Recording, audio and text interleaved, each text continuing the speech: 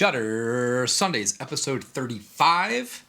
We're kind of finishing off last month's. We don't really have a full description of this month. I think you said something along the lines of like psychological horror-y stuff. Yeah, and then I kind of switched that up a little bit because Shudder added a couple new movies this month, and there was one in particular I wanted to do. We're just doing movies we want to do this month, I guess. No real theme, but we're going to finish off last month's halfway to Halloween month with All Hallows Eve. Some creep slipped a videotape into Timmy's candy bag while we were trick-or-treating. A videotape? You should see what's on it.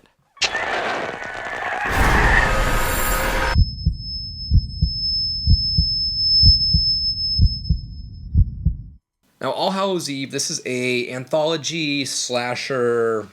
I guess you could call one portion of it sci-fi, even though it's minimal at best. But this was released October 29th, 2013. This was directed, of course, by Damien Leone.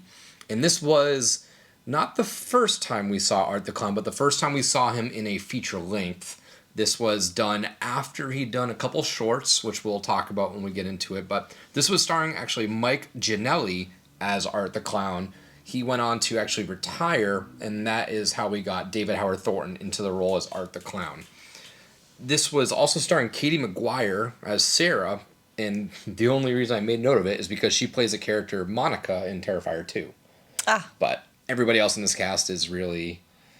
I don't know what they went on to do. Yeah. I didn't see much. It's obviously a very low-budget indie starter film, and we'll get into the acting and lack thereof. But this was full of people that really just kind of shoestring budgeted this. So why don't you give a quick little rundown on All Hallows Eve? After a night of trick-or-treating, Timmy finds an unmarked VHS tape inside his candy bag.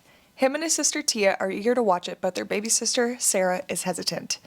This anthology film consists of 3 short stories featuring maniacal Art the Clown and his murderous endeavors in reality and in the afterlife. Interesting. You made it sound a lot more interesting than it is. But so Shudder school rating. Do you have an idea of what this actually was rated on Shudder? And maybe it's changed. This thing changes all the time. I don't think this one was. Was it a 3? When I took note of it, it was a 4 out of 5. Okay. That's not surprising either. But. No, well, it is to me. But so the Rotten Tomatoes score, there was no critic score, but there is an audience score. Do you have an idea of where that landed? I would say 69.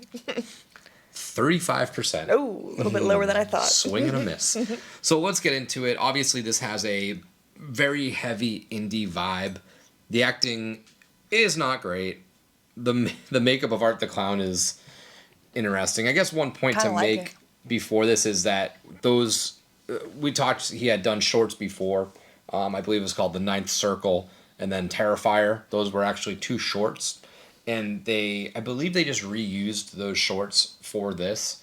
So when you said they find a tape and we start playing stuff, this is broken up anthology style with these shorts. So there's the Ninth Circle short, there's that middle alien one, and then there's the Terrifier short at the end. So they really just found a way to repurpose his shorts into films as a feature length. So that is why Art does look different between the 2. Yeah. So he definitely looks different in the first one than he does in the third one that we see. But it's not great.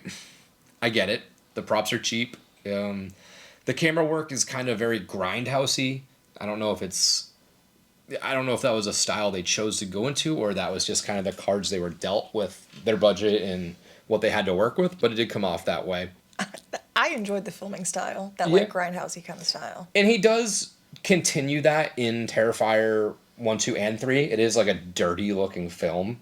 So maybe that's what they were going for, but it also it did feel out of place because not everything was like that. Like the framing story of, and you did more work. I don't remember the kids' names. I did boy, girl, and babysitter because that's really all we need to know about them. But that was a very clean shot, framing story, and then we jump into the grindhousey stuff, which I get it. It's a different medium.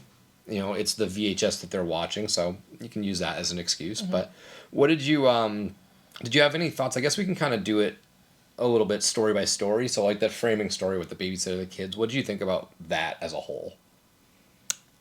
I liked that one. I thought it was the one that made the most sense and kind of felt like more of a film in itself. I kind of wish it connected to to an extent, I feel like, to the other films. Loosely.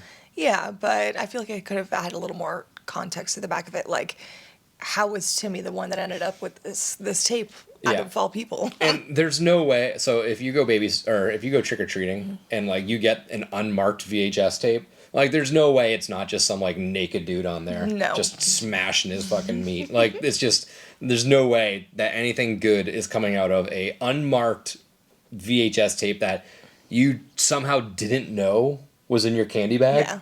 I don't know. It's interesting. It was Halloween. We made note of it. However, really, I mean, we didn't see trick-or-treaters. We didn't see costumes. Kind of just showed him back in the house. They only put like one string of orange lights on the house and they called it a day. It's like, yeah, this is Halloween. Like, yeah, sure, whatever you say. There was one pumpkin in there though, so that definitely was a pumpkin. That sets the mood. The house number. Did you notice what the house number was? Was it 1342? No, 237. Reference to The 237. Shining. Oh, okay. I knew it was like something. I wasn't even close as I'm saying, like, oh, I remember. But I pay attention to things like that, so I did remember looking at it. Yeah, I mean the acting's terrible. The little kids are just the worst. It's really not that bad. I guess I watch a lot more indie films than Nick does. I review a lot of indie films, so personally, I've seen some really, really bad acting in some of these movies, and this is not even the worst of it. So Get the hell out. I didn't mind it personally. I'm not done counting my candy, it's- loser. And it's harder, I feel like, with kids, especially like with their first time, like up and coming, being in such like a gnarly like horror movie like this. I feel like it's kind of a different. Yeah, I mean, vibe. these kids didn't see any horror, like in their story, you know, like with acting. Well, yeah. You know, they didn't. They weren't on set when Yeah. anything happened. I mean, we didn't even see what happens at the end. It's off screen. So, why was the babysitter even still letting them watch these tapes? That's Like, what it I was was clearly saying. too I scary mean, for them. it was definitely too scary, but I guess she thought it was fake, so it couldn't do no harm. Which okay, so And that the kids are like, "Yeah, we watched so much worse than this online." I'm like, "You guys are like Shut 10 up. years No, old." you don't. Stop trying to be cool in front of your friends. So, is this real or were these movies? That was these like snuff films. that was one of my questions I had as well. That's what it felt like. That's a good word. That I'm glad you said that because it did feel like snuff films, and I thought it was not as intense as some snuff films. Obviously, I haven't seen a whole bunch of them. The ones I have heard of, I have no really desire to watch. Yeah. But yeah, I don't know. That's what kind of confused me too, because we'll talk about it more towards the end because it's one of the scenes that I like, but also one that kind of brought up more questions for me. My thing is, if these are like snuff films and like art's over there put in like VHS tapes in people's candy bags, like who filmed all these? Because it's like cinematically shot. It's not like one shots. There's like different angles and close-ups and follow. Like That's where this was kind of a weird anthology too, because I feel like it didn't really it was shot like it was found footage since it was like on the VHS tapes, but it was filmed like it was a movie, and Yeah. it didn't really have like a start and a finish. It seemed to somehow some other anthologies do, like a definitive beginning and ending to the story, I guess. there wasn't a lot of cohesiveness in this. So the Ninth Circle, that little short, it did give me some like Season of the Witch vibes with like the bugs coming out of the flowers, and it had like these really weird sound effects, like it was very late 80s horror for me, or mid to late 80s horror with the sound effects. It was probably my favorite one out of the three. The music was really cool. I put that on here. Suspenseful score, loud industrial sounds / sirens and alarms. It's hard to explain how they sounded, but yeah. You have the weird like bird people, and then like the demon that keeps like ripping so the vape cool. or whatever he's doing. It was interesting. It kind of felt like a rated R Goosebumps to me. Yeah. It's kind of where the I can see vibe was that. that I had. The middle one, the aliens. That one just made no sense. It's gotta be the worst It one. didn't have, definitely the worst one. It just didn't really have any connection, and I thought maybe that it was going to come back to Art fucking with this girl in her house, which it kind of did, but there was still an alien involved, so what did the alien have to do with anything? Oh my gosh, I know, it was so ridiculous. Kind of like Squidward's It was dancing at the talent show. so bad, and the costume was so bad. Yeah. I just didn't get it. It was definitely like a Spirit Halloween And alien again, costume. it was just the same story, right? It was just girl by herself, gets attacked, gets abducted, hide and seek. Oh, like that's my biggest problem with this is the three shorts. That's one of Art's trends, I think, is the women. I get it, but like it's the same.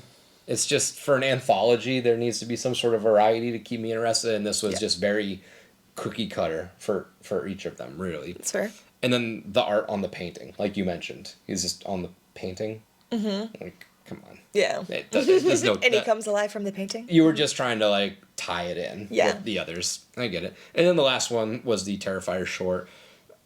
Little gas station. I know... Love this one. I know this is a big thing with Terrifier and Art the Clown, but I still hate that Art uses a gun. I hate that Art uses a gun. When I first saw Terrifier for the first time ever, I might have actually seen All Hallows Eve before I saw Terrifier because my dad was the one who showed me All Hallows Eve. But that was one of the first things I said that kind of made me an Art hater at first. Mm-hmm. Now joke's on me. Yeah. But I hated that he used a gun. I thought it was so crappy. I was like, that's not fun. It's cheating. It's cheating. It's cheating in horror movies. Just pulls up right next to the guy while driving. Somehow got a car and just pops him while driving. It's a little drive-by action with Art. Absolutely hilarious. It definitely looked drastically different than the first film, and that's kind of the problem with piecing older shorts together, because I think The Ninth Circle was from 2008, Terrifier short was from 2011. Mm-hmm. That's the problem when you piece together stuff that was done in very different times together. You're not going to get that cohesion at all. So this one, more bad acting, and that's really all I put for that short. Do you have other thoughts on? You said you really liked this one, or? I like that one. She was really smart. Actually, she left and was able to get in the car and escape Art. And there he is hitchhiking. And that is one of the funniest scenes in this movie when he's on the side of the road. And I had that on here as one of my top moments too. It's a spoiler, but I was really excited to talk about it. When he's on the side of the road holding the circus sign, and she left him like miles back, yeah. And she looks and she said, "That's fucking impossible." Yeah. She said, "There's no fucking way. That's impossible." Mm-hmm. And I'm like, this is like legitimate. That's how I would react. Like, there's no fucking way. Like, what? It is impossible. So. And then that was funny. The very end of the framing story, when Art kind of comes out of the TV, like very Ring Girl-esque. Like The Ring? Yep. Somebody watched The Ring and kills the kids, but off screen.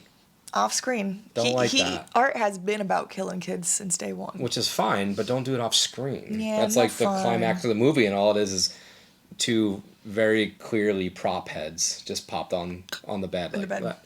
And then it ends with, the Terrifier one ends. Well, I'm sure we'll talk about that in the stuff. So let's get into the good. The good of All Hallows Eve. What did you have?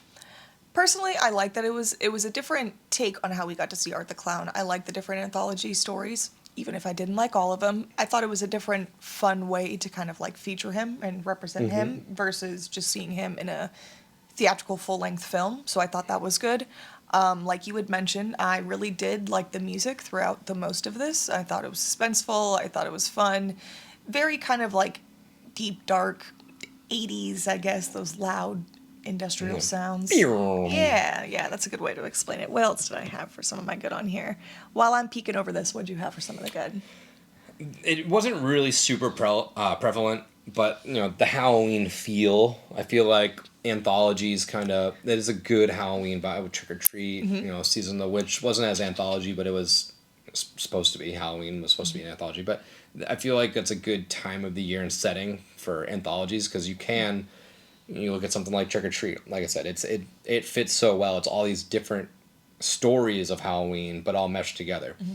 This one tried to do it, but it does give off a slight Halloween vibe, which is always nice. There was what I put one good scare, which was the egg being thrown on the window of the babysitter. It was that was a good one. Good one.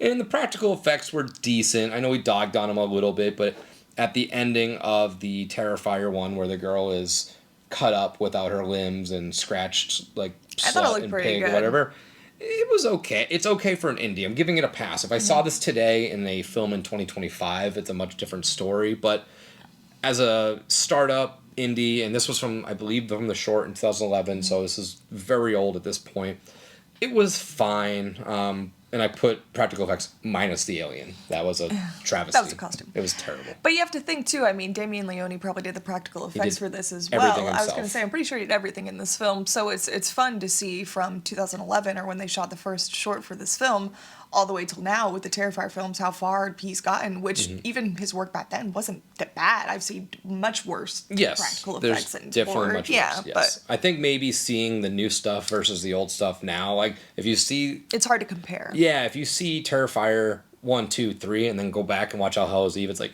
ooh, a swing and a miss. But if you were watching from all along, from the start, you're like, oh, I like that. This is a good evolution of work. So what else did you have for your good? So I had that I liked Mike Giannelli's Art the Clown. I thought he was a little bit scarier than this, than we have seen Art in the Terrifier movies. It was a little bit too... See... I feel like he's more charismatic than David Howard Thornton's art. I mean, they're both very... That's a hot take. They're both very character animated. They're both very animated, I would say. But I don't know. There's something I liked about him. I feel like Art, David Howard Thornton's art, we get more of that. He's this super entity clown kind of thing. I feel like Mike Giannelli's art, I feel like seeing his more like a psychopath, like a human dressed up as a clown kind of thing. I don't really get that supernatural feel from him, which there is, but... Yeah, I would say Giannelli's is more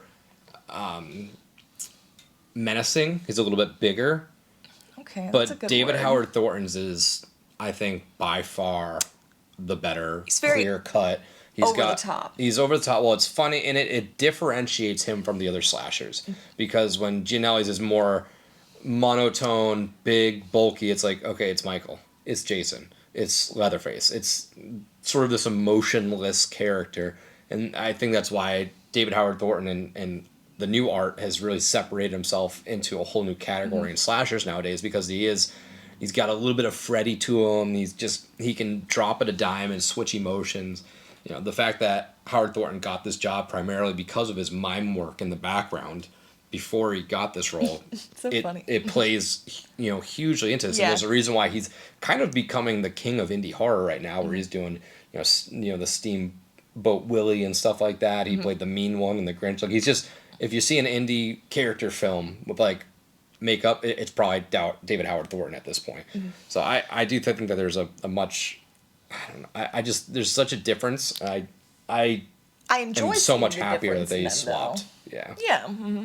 So what did you have for the bad of All Hallows Eve? We already mentioned it a little bit before when we were going over that story, but the alien story just made no sense. They could have done without it and could have just shortened this a little bit. I know they were trying to make it more of a long, full-length film since they were already shorts to begin with, but I feel like it just didn't really have anything to do with it, and I feel like it was kind of a cheap out when they just had art on the painting, and that was his connection to being there, was her husband, I guess, passed out and painted it and doesn't remember painting it or something. I don't know. Pretty good painting for him. It was phenomenal. We didn't really make note that he was an artist. He just said he was painting. It was like, oh, this guy just straight up painted the Pretty DVD talented. cover. It's crazy.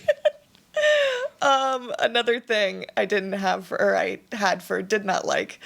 I'd mentioned it before. Why was the Tommy the one to end up with the tape? Were they the ones? Was he trying to get to Sarah? Was he trying to get to the babysitter?